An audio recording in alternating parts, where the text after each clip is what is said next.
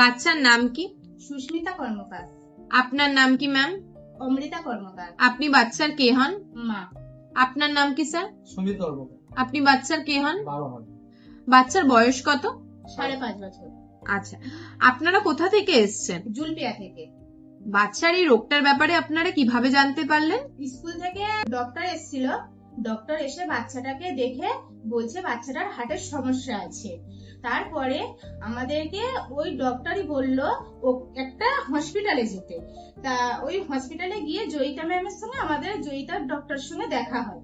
Joyita doctor বলল এই বাচ্চাটার হার্টের সমস্যা আছে, অপারেশন করতে হবে।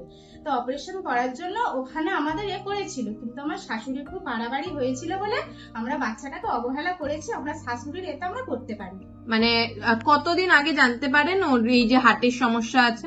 1 বছর আগে। 1 বছর। কিন্তু আপনার শাশুড়ি মায়ের শরীর খারাপের জন্য আপনারা চিকিৎসা করে উঠতে না। পারেন।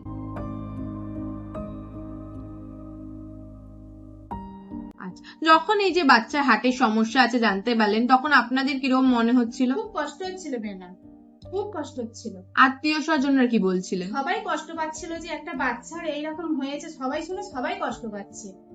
আচ্ছা, তো এখন বাচ্চার যে অপারেশন হয়ে গেছে, বাচ্চা কেমন আছে? ভালো আছে।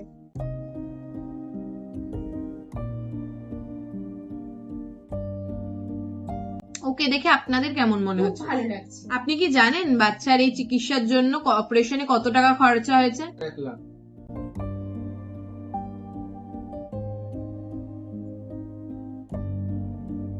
আচ্ছা, এই টাকাটা কোশিকা ফাউন্ডেশন দিয়ে সাহায্য করেছেন, তাদেরকে কিছু বলতে চান? তাদেরকে থ্যাংক ইউ, খুব ধন্যবাদ।